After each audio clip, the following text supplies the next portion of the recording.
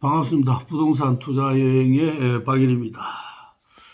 날씨가 이제 완연한 어떤 봄 날씨로 돌아온 것 같습니다. 하지만은 아직까지도 기후 변화 등으로 인해서 갑자기 날씨가 추워지는 경우가 있는 것 같습니다. 모두들 건강에 유의하시기 바랍니다.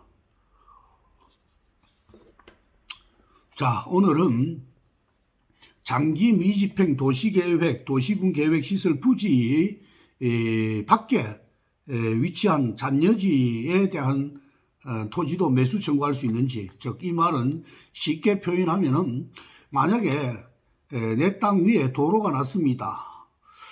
도로가 나고 나면은 한 양쪽으로 잔여지가 남을 경우도 있겠죠.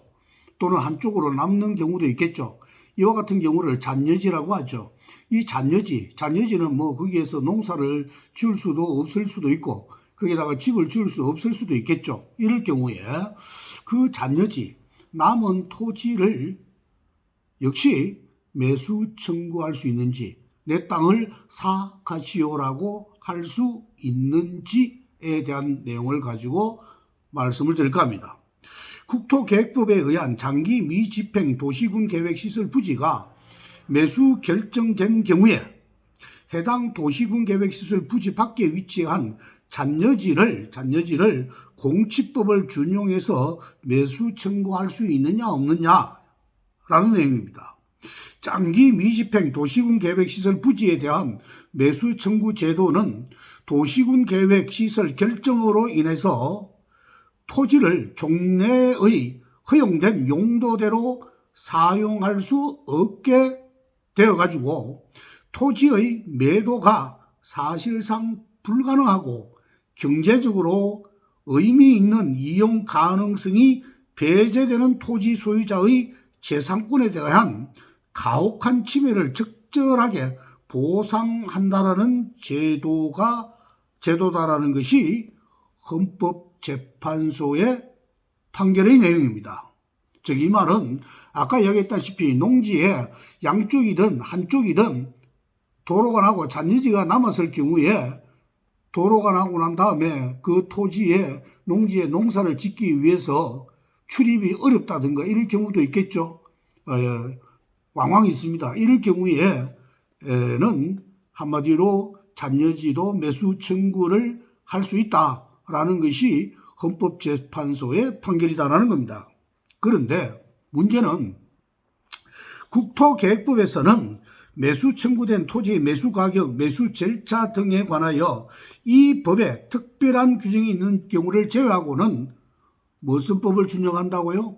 토지 수용과 관련된 공치법을 준용한다라고 국토계획법에 규정되어 있습니다. 이 경우에 공치법에서 정하고 있는 잔여지 등의 매수라든가 수용 청구 규정을 도시군 계획 시설 부지에 준용할 수 있는지 이게 문제입니다. 문제는 잔여지를 매수 청구하려고 그러면은 법에 규정이 있어야 내 땅을 사가시오라고 할 거 아닙니까? 그게 애매하게 돼 있다라는 거죠. 자, 국토계획법에서는 매수 청구된 토지의 매수 가격이라든가 매수 절차 등에 관하여라고 규정하고 있지, 매수 청구에 대하여 아무런 규정이 없습니다. 매수 청구 대상에 대해서, 잔여지 땅에 대해서 살아 말아라는 법이 없다 이 말입니다.